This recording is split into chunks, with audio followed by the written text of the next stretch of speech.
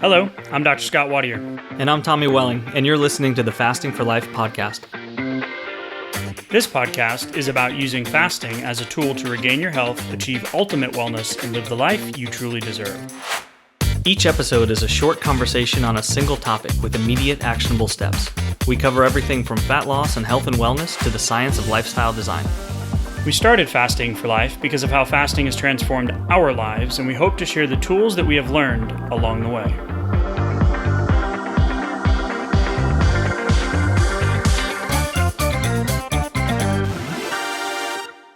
Hey everyone, welcome to the Fasting for Life podcast. My name is Dr. Scott Watier, and I'm here, as always, with my good friend and colleague, Tommy Welling. Good afternoon to you, sir. Hey, Scott, how are you?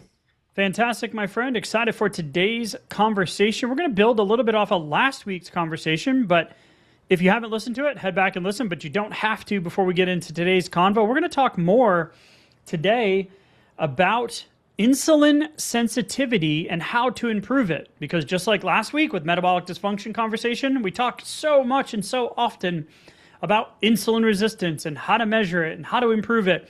We're going to talk about the other side of the equation, is how to improve the insulin sensitivity or the effectiveness of your blood sugar control and ultimately your weight loss, health, and longevity. So excited, Tommy. Before we dive in, if you're new to the podcast, welcome. You want to know more about who we are and why we do what we do week in and week out with our challenges and resources and weekly podcast episodes, head back, give episode 0 or episode 1 a listen, and give you some insights into how fasting transformed our lives and ultimately how we keep pulling people out of the weight loss matrix and the chronic disease lifestyle matrix, one episode and one listen at a time. So excited to be on this journey with you. If you're a long-term listener or recently gave us a shout out or a 5-star review, we are grateful for the time you took to do that. We love to hear from y'all. And still amazing to me, Tommy, 5 million downloads later, that I still get a buzz from people giving us a shout out. So let's give a shout out back to them in real time. I know you have a couple you want to share, and then we'll get into today's conversation about insulin sensitivity and how crucial it is to proper blood sugar management and metabolic health. Yeah, absolutely. So thank you guys. We had a few shout outs on Spotify. One of them from episode 9, fasting growth hormone boost metabolism. Ooh, an oldie. Yeah, an oldie but a goodie. So muscle building and fat burning and ketosis here. So Isaiah Praise 1968 said, first time listener, love the show, guys. Already starting the plan.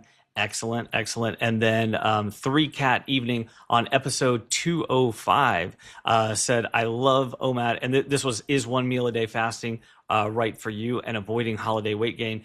They said, I love OMAD. It was a lifestyle in my 20s. Now in my 30s, I've already lost 4 pounds in the first week, and I'm only hungry around my eating window, which is a great sign that you're aligning with your circadian rhythms and making some good food choices during that time as well. So keep up the good work and continue to let us know how it's going for you guys. Absolutely. Shout out. Thank you for taking the time to let us know that you're listening. Keep us updated. Love to continue the conversation. As we say, we are on this fasting lifestyle journey with you. Mm-hmm. So a double shout out to Isaiah Praise. I love it. Right. He gave us 2. Keep it coming. It keeps us going. Yeah. And then if you have a question that you want to submit for an upcoming Q&A, you can do that in the Spotify comments as well whenever you leave a review. So we'll look for those too.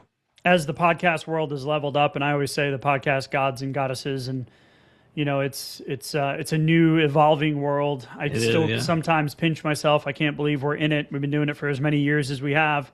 Yep.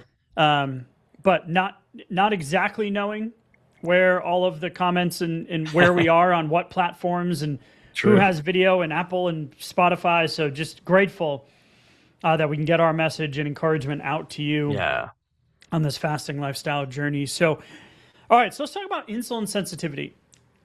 Why does it matter? And we talked a lot about insulin resistance and metabolic function or metabolic health on the last episode, so I won't share all of the same stats and things. If you want to go back and listen, go ahead.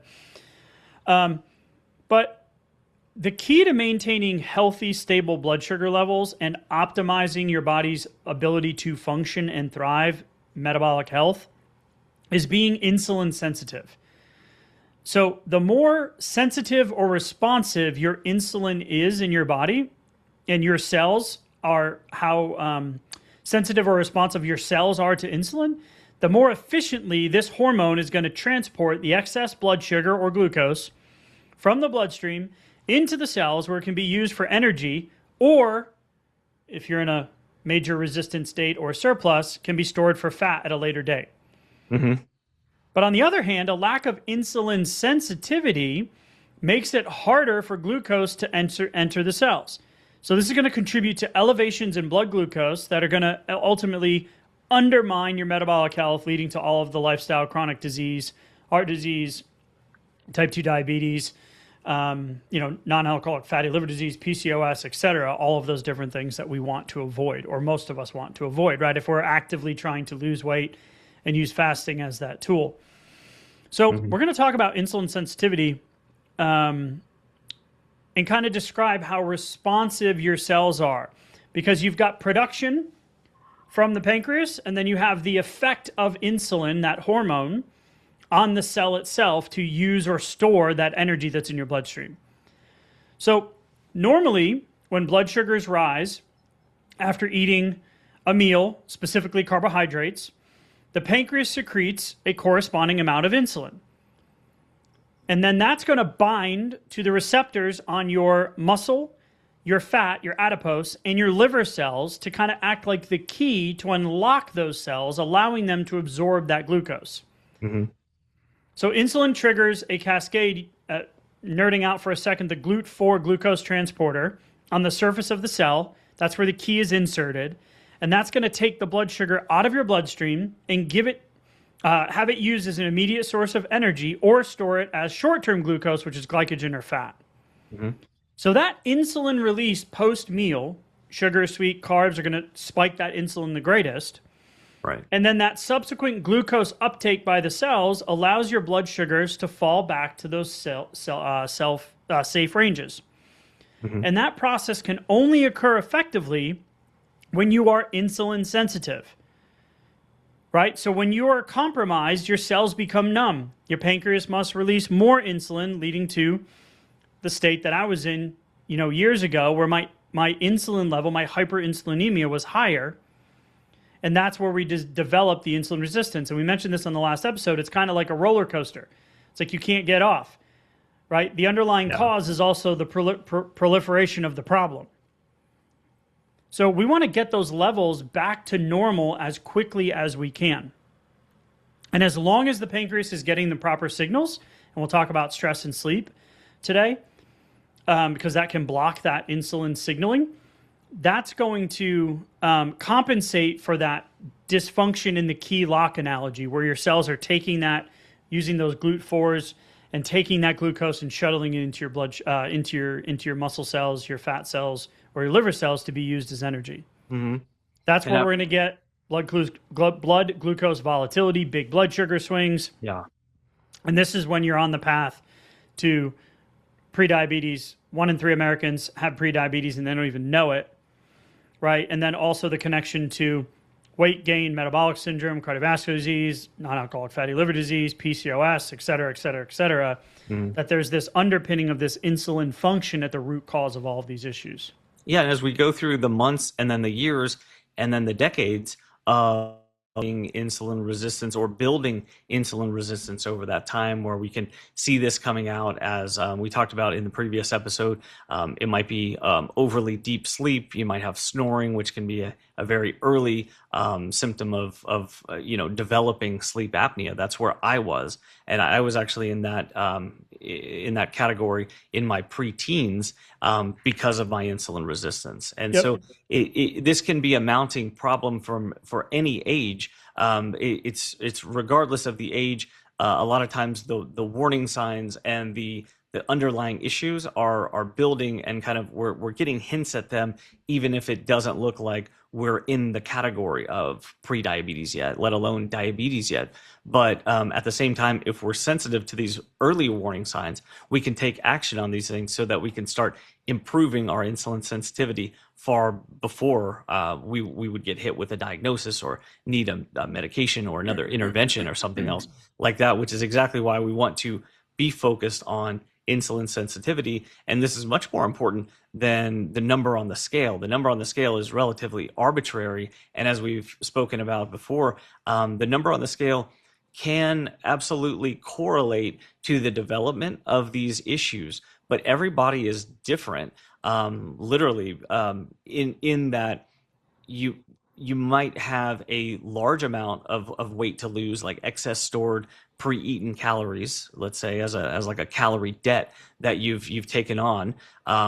You could have a large number of excess fat pounds, but you may not have a large number of symptoms or very dramatic symptoms at this point because your body has a resiliency to it. Or the opposite case can be true too, where we've come across many folks who only have, I say only, 10 or 15 or maybe 20 pounds to lose, but have extremely severe symptoms in these categories. So it can work both ways. The trouble is that oftentimes we assume that they're going to be intricately linked, a direct correlation. So if I don't have that much weight to lose, I probably don't have much of an insulin resistance problem, but that's not necessarily the case. So being sensitive to these things on an individual basis, I think is really important, as you're listening to this conversation. Yeah, and this is where fasting and the fasting lifestyle is so powerful. If you've got brain fog and fatigue and inflammation and labs that are creeping up, and out of balance hunger cues and satiety signals, and you're just ravenous, or this is why a fasting lifestyle is so incredibly important, because it improves that sensitivity mainly by lowering the cause of the problem, which is the insulin in itself. Mm-hmm. That allows the cells to resensitize to the signal, reducing liver fat and inflammation, and excuse me, and then ultimately changing how those receptors and downstream molecules start to behave. So your body just functions better metabolically speaking. So let's address the question, what actually causes insulin sensitivity to decline? Right? Well, it's a spectrum. And I love the analogy that Ben Bickman uses, and I like to come up with my own analogies, but he's brilliant, right? Oh, yeah. He wrote the book, Why We Get Sick. He's the best. And he's one of the world's leading insulin researchers. So he says when a process is excessively activated, repeated glucose spikes from eating sugary foods, carbs, obesogenic, ultra-refined processed foods leads to repeated insulin surges to clear the glucose, the energy in your bloodstream. The body will often dampen its response to reduce the activation. This is the whole, it's part of the problem and also part of the solution issue. Think of how a caffeine addict, this is what I love, needs more caffeine than they used to. Your body adapts to the environment, the allostatic load that you put on it on a day-to-day basis. This is why lifestyle disease can be reversed and removed and transformed with lifestyle changes. Mm-hmm. But it's not just, we're eating the wrong foods, or, we're putting the blame in our food supply and our convenient food, obesogenic food noise-filled world that we live in, right? Right. So the other contributing factors to declining insulin sensitivity over time is going to be high stress, poor sleep, low activity or movement. We're more sedentary than ever. We're sitting ourselves to death. And low-level chronic inflammation. So let's talk specifically, Tommy, about this excess body fat, because you just alluded to a couple of scenarios. If you have a substantial amount of weight to lose, or a lot of people that come to Fasting for Life or our challenges, they're in that 20, 25 pound range. Maybe they've lost 10 or 20 already, or they're starting again, right, because of the regain train that happened. But particularly, we talk about this a lot, the visceral fat, the abdominal fat, the stuff that's around the belly in men, lower abdomen for women. This is in itself, because remember, what are the causes? What are the things that cause insulin sensitivity to decline other than our food, or our food choices, specifically carbs, sugar, all that kind of stuff? So this is where we're going to have that inflammatory component, because your abdominal fat, your visceral fat, is metabolically active. It's going to release small inflammatory cytokines or adipokines, interleukin 6, etc. They've been shown to interfere with insulin signaling and fat metabolism. Mm-hmm. So how we actually burn fat.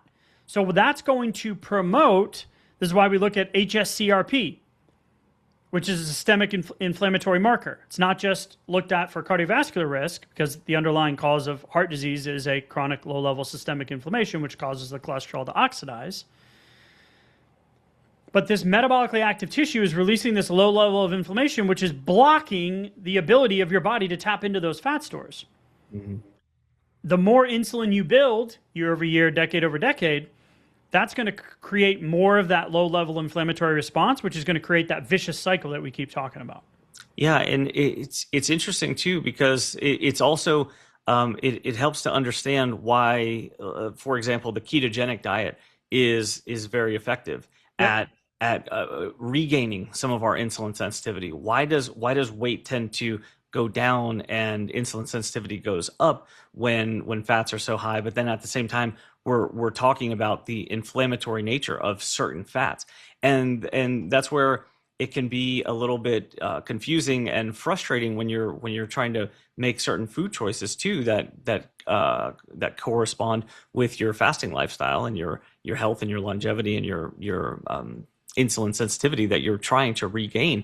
And the reason why is because metabolically, if we spend more time ingesting good, healthy fats that are naturally occurring fats, then what we're doing is we're allowing the body to stay metabolically with the same biochemistry that will burn our long-term fat stores as well.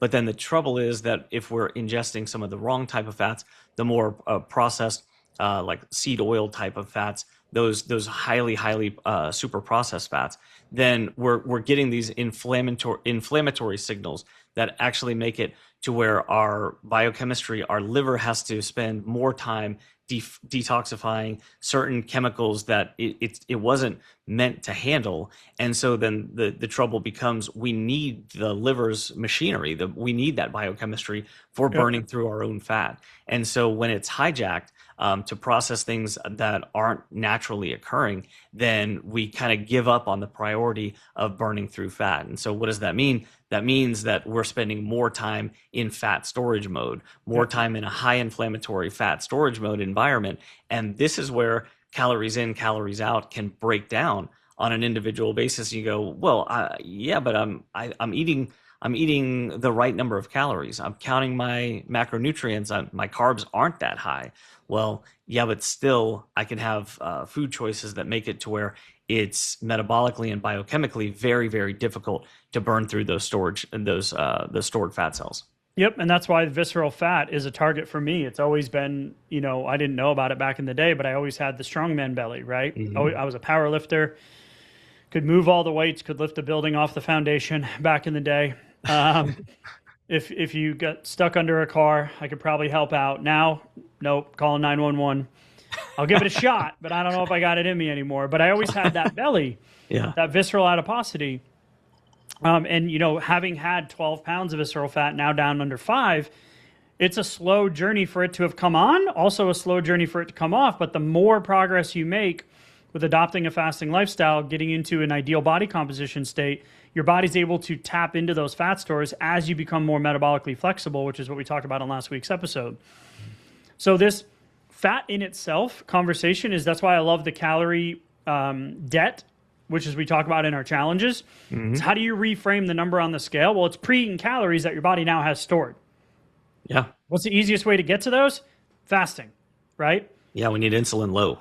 Yep. So let's talk about other reasons why insulin sensitivity declines. This is a big thing personally, and we hear it from so many people inside of coaching. Sleep and stress. What happens, I alluded to this earlier, when stress and sleep are out of control, right? Stress is high, sleep is not great. You're not getting enough, not consistently, or it's broken. That's going to raise your stress hormones like cortisol and epinephrine, which are going to tap the liver to dump more blood sugar into the bloodstream because it's a fight or flight survival response. You're in stress activation mode. That's going to ramp up the liver's production through gluconeogenesis, right, of producing more energy. Cortisol and epinephrine also counter the effect of insulin, so more insulin is now needed to lower the blood glucose over time.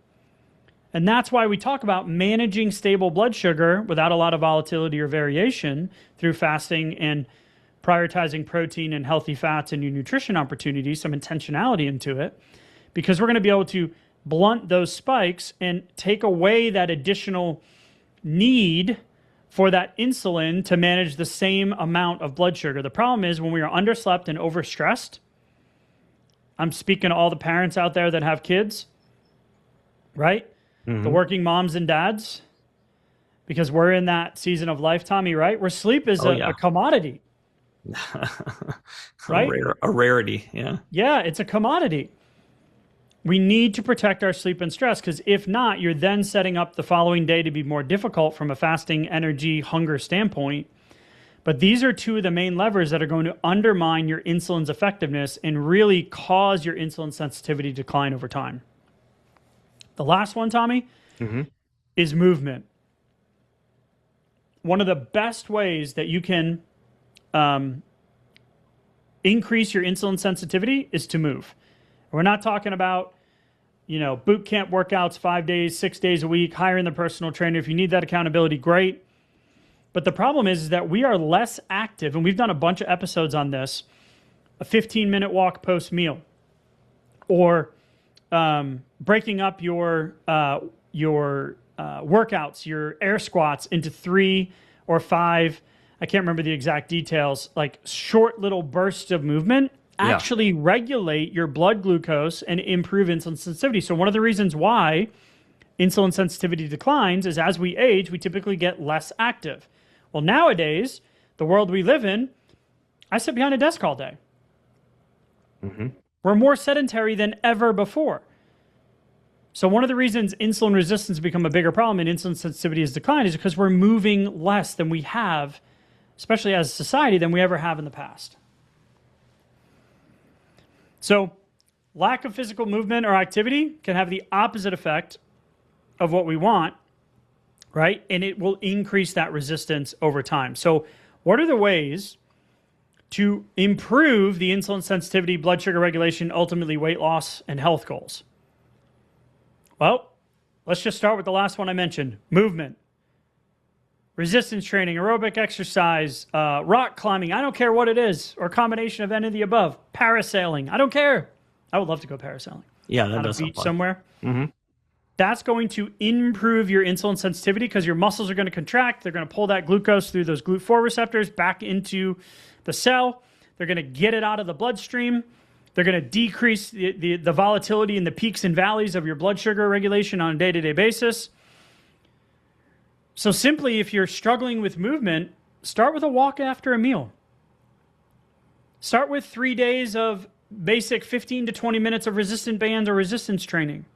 Right now, you can go to YouTube University and search your age, demographic, and level of activity, and it will literally feed you a trainer or a coach or a physician. Someone on there will be like, hey, I've got a 30-day program if you're going from couch to 5K, right? Right. Not saying do the running thing, but there's so many resources. You just need to know that the benefit of simply moving, right? So if you engage in 170 minutes of exercise per week or 24 minutes a day over 6 months, you're going to improve your insulin sensitivity by 85%. Wow. A 20-minute walk a day? Here's the key, though. Consistency is crucial. Because as you stop moving, your insulin sensitivity goes down, but it's quickly restored. Exercise also has cardiovascular and decreased inflammation benefits as well. So that inflammatory component of insulin sensitivity, so you're going to kill two birds with one stone, so to speak. Yeah, and I like two things to really pour gasoline on the fire here. One is really looking at movement in a way that's not your typical gym going, eat less, move more type of way. So finding ways that you enjoy moving your body or that you're going to look forward to, or maybe you haven't done in the past because you haven't been able to. And so having those things as your own personal goals, I want to work towards, trying out pickleball, let's say, for example, or you want to get, or you're finding something like that you're you're starting and you want to get better at it. That can be a really powerful motivating force where it's not just that I'd like to be more mobile so that I could get through an arbitrary workout. It's that I'd like to be more mobile and more energetic so that I can enjoy the movement that I do. And so, kind of reframing it like that is a really powerful motivator, because we get so stuck in thinking about movement in terms of a piece of fitness equipment, like a treadmill or an elliptical trainer or something else like that. It's just, that's not very, very exciting. So thinking about movement in a way that really excites you, it doesn't have to be the most efficient workout or the most efficient expenditure of calories, because we're not looking to jump on a treadmill for 30 minutes so we can burn 200 extra calories because it looks good on MyFitnessPal or on Lose It. We're moving because we're designed to move as humans, and because it's fun, it's enjoyable, and metabolically it's a superpower for us. Yep. So looking at it like that, and then the other thing would be to really take into account that the small things matter. And so what I mean by that is if you don't make perfect choices over here, like let's say dinner ends up being a bit later, and or closing your window kind of got out of hand. Yeah. Or you had I set my timer, but I ended up having lunch for some reason. Right, absolutely. And so let's be really cognizant that there will be times when things like that happen. It's not if, but when. And so it really matters how we handle those situations. So rather than being tempted to throw the baby out with the bathwater, or get frustrated with ourselves, or give ourselves some sort of lashing, some like mental lashings, rather than doing that, just going like, okay, well, that was not perfect. Okay, that was an imperfection. That was that was a mistake. Okay, whatever. Having a very short memory for those kind of times, so that you're protecting your mindset. So you're remembering that you're only one decision away from being right back on track. Right? That bad decision, quote unquote, wasn't really any worse than your next good decision might be. So as off track as that last decision might have brought you, your next good decision can bring you right back on track. And so as long as you remember that, then you can find yourself with the wherewithal in those moments to make the next good choice despite the last bad choice. And that really is a superpower that helps to separate long-term results and long-term actually getting to where I want to go with my fasting lifestyle, versus it feeling like another diet and it's behaving like flashes in the pan, just like every other diet. Yep. So first way to improve it, move. Don't care how you do it. Let's tap into that non-exercise activity thermogenesis, right? Mm-hmm. Hit that 7,000 steps a day. About a 30-minute walk for me is about 3,500 steps. That's where you're going to get the biggest bang for your buck from a metabolic standpoint. So just get moving. The second one is going to be around food, your food choices. So going low carb, right? Or specifically high processed or refined carbs and sugars, right, that are absorbed rapidly. That's one of the best ways to buffer the blood sugar spikes and reduce that insulin, which proliferates into the resistance over time. So low carb, higher fat. We're not talking like super strict keto, like less than 5 carbs a day, don't eat your vegetables. But anywhere from 10 to 40%. Right, so that gives you a lot of flexibility. We typically recommend 40, 40, 20, 40 protein, 40 fat, 20 carb if you've got some weight loss resistance that you're trying to uncover, 20, 30, 40 pounds to lose. Because that's going to improve that insulin sensitivity in the most metabolically vulnerable groups. So myself in the past, history of that, right? So I'm very sensitive to that. And when you go lower carb, that's going to, some of the studies have been shown to increase production of a hormone secreted by fat tissue called adiponectin.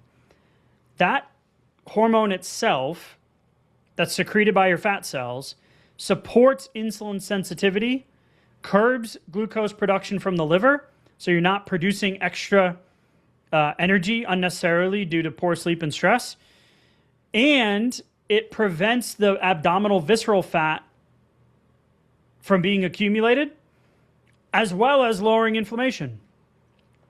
So the research doesn't have an ideal macronutrient ratio for boosting insulin sensitivity, but less than 30% of calories from carbs, right, so-called low carb, we do 40-40-20 as a baseline recommendation, has shown a significant increase in that adiponectin, which ultimately gives you all those other visceral fat, inflammatory, less blood sugar volatility benefits. Right, absolutely, because you've addressed the 20% from the carbohydrates, which that tends to be what moves the needle the most as far as And blood sugar. sustainable.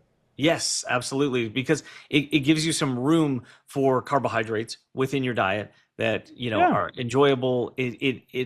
It allows us to be imperfect as far as that goes. Yeah, we don't need to have fear of missing out. I'm never going to eat ice cream again kind of mentality. Right, absolutely. And even like ketogenic, as helpful as it can be, the reason why the research shows that it's best thought about as a ketogenic diet to be used in blocks, 30, 60, even 90 days. 90 days, yeah. Is because of the compliance over time. Adherence over time drops sharply.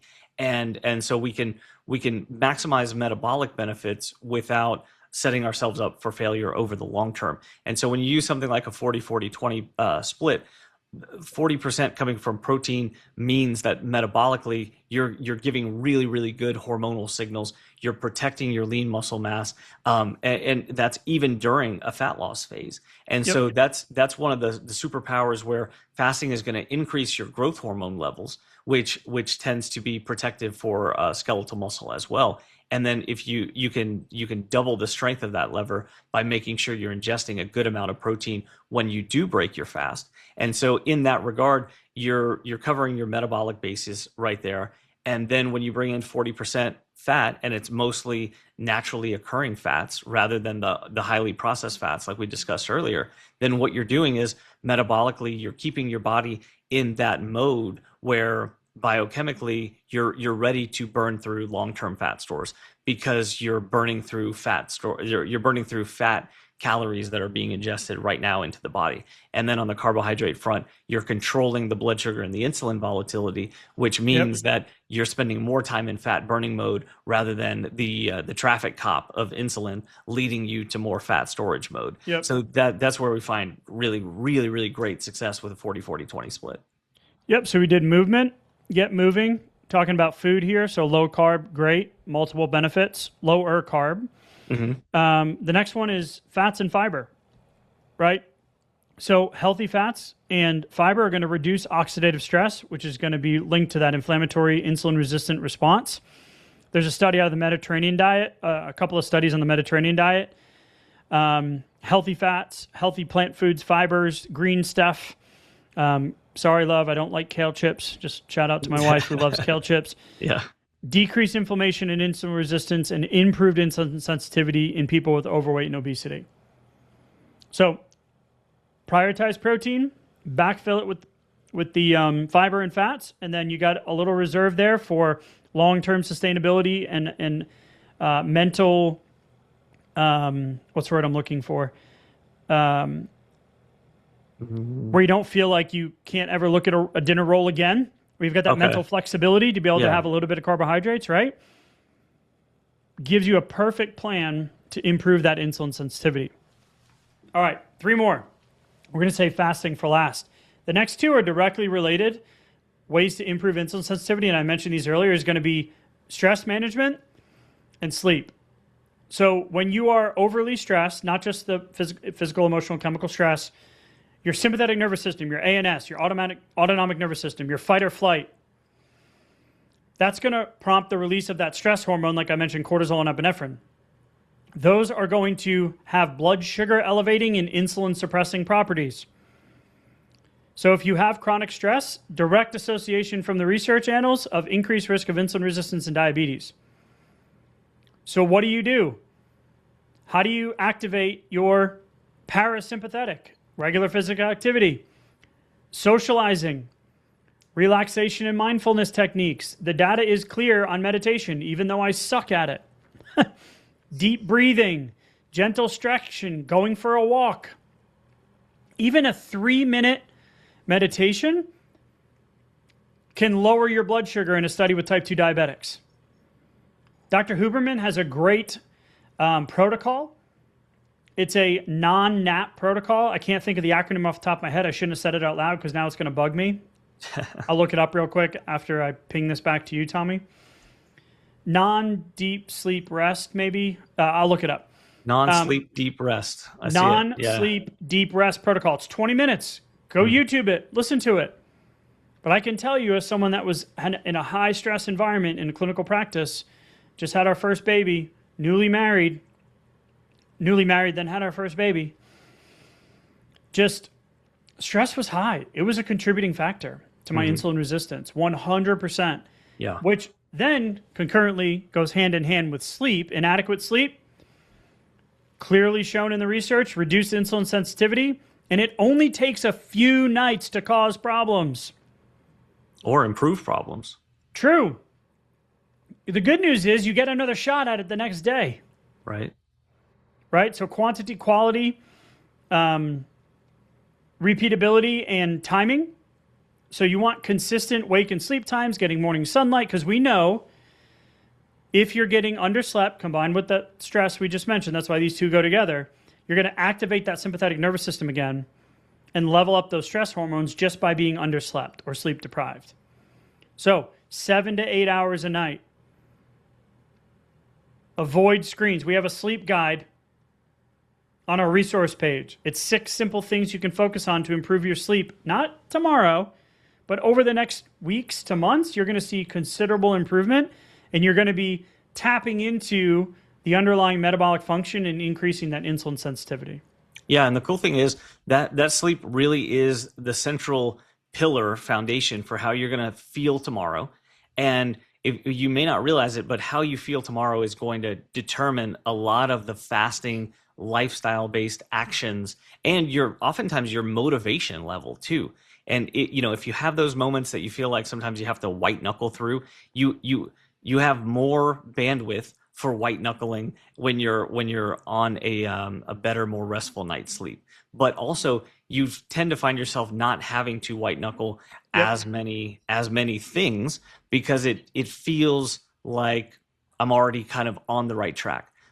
Cravings are lower. I'm not having the crashy feeling that I'm chasing with caffeine, that I may or may not put something in, especially if I'm kind of justifying because of the way that I'm feeling. And then that leads to more blood sugar volatility and more feelings of crashing, which then eventually might be tempting to break the fast early that I had been planning for. So what I'm saying is that the lower quality of sleep lowers your likelihood of success on any given front the following day. And so fasting, food choices, whether or not you're going to work out, whether or not you're going to drink your water before your coffee, all of it. Absolutely. So I used to wear, not needing that much sleep as a badge of honor. Scott, I know you did too. Yep. The trouble is there that it can become easy to justify certain things or not even see them as issues that are affecting your metabolic flexibility and your insulin sensitivity. I'm just really stressed, so I'm just going to binge Netflix at night right before bed. Yeah, because it's a de-stressor, right?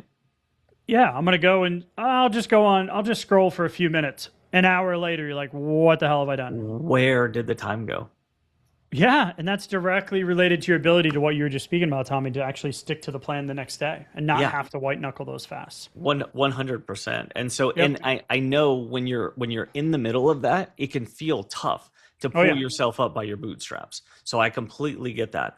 But what I want to encourage everybody is that if you're feeling like that and you feel like you're in one of those patterns, just remember that suboptimal sleep means that maintaining control over the scale and not seeing fat loss, that might be the metabolically possible goal right now after like a rough night's sleep or lower quality sleep, because of that increase in insulin resistance up to 30+% the following day. That means that even on a caloric deficit, you may not see any net fat loss that following day. So keeping that in mind, so you're not getting frustrated with the process on those days after suboptimal sleep, means that you can have that perspective and still continue to make some good choices even when you're not feeling 100%. that then lead to treading some water, help you get better sleep. And then like you said, Scott, you have the next day where it's a new opportunity. Yep. And you can find yourself in net fat burning mode, feeling better, hitting those longer fasts that following day because you did make some decent food choices even when you weren't feeling 100%. Absolutely. And the last one, which has kind of been woven throughout today's conversation, is what's the best way to increase your insulin sensitivity? Well, it might just very well be fasting, time-restricted eating, time-restricted feeding, whatever you want to call it. Time. When you eat, right? So early versus late windows, early wins every time. Yep. Improved insulin sensitivity, better glucose metabolism, less brain fog, less symptoms, right? Because here's the reality, is by not eating all hours of the day, you're giving your pancreas a break from cranking out insulin, which allows your blood insulin levels to drop. That's not only going to prevent insulin resistance, that's going to precede it, right? So, but it also allows your body to burn fat more efficiently. If you don't have glucose, your body taps into those long-term fat stores. And that's ultimately what we want. So, Tommy, I know we repeat ourselves a lot of the times on what are the levers you can pull for long-term weight loss and health results. But coming from the insulin sensitivity standpoint, I think it gave a little bit different kind of a nuance or conversation to it. And the reality is, based off of today's episode, what are you going to change, right? We want you to take action. So you've got movement. You've got fat and fiber on your plate while compartmentalizing the carbohydrates. Prioritize that protein. You've got fasting. You've got stress and sleep. Pick one. What is your weak... You are the weakest link. Goodbye, whatever that show was. Right? What is your weakest link? That's what you should act on today. Not tomorrow, not the next day, but do it today. Right, Tommy? Yeah, absolutely. And when you do that, give yourself a little pat on the back. Give yourself a little dopamine hit.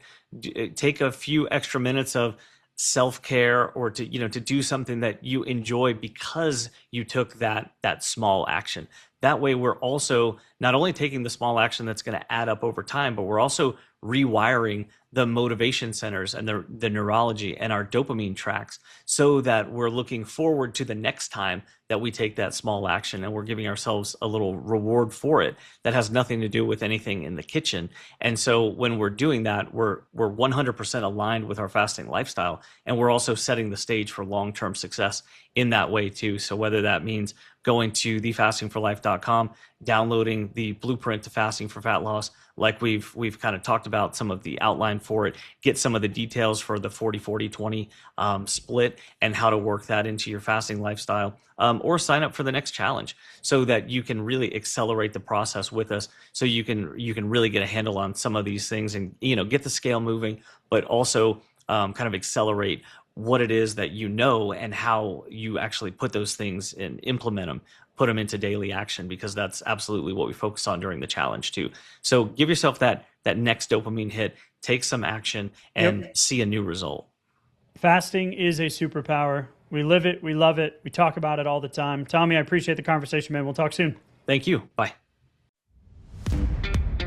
So you've heard today's episode, and you may be wondering, where do I start? Head on over to thefastingforlife.com and sign up for our newsletter, where you'll receive fasting tips and strategies to maximize results and fit fasting into your day-to-day life. While you're there, download your free Fast Start guide to get started today. Don't forget to subscribe on iTunes, Spotify, or wherever you get your podcasts. Make sure to leave us a 5-star review, and we'll be back next week with another episode of Fasting for Life.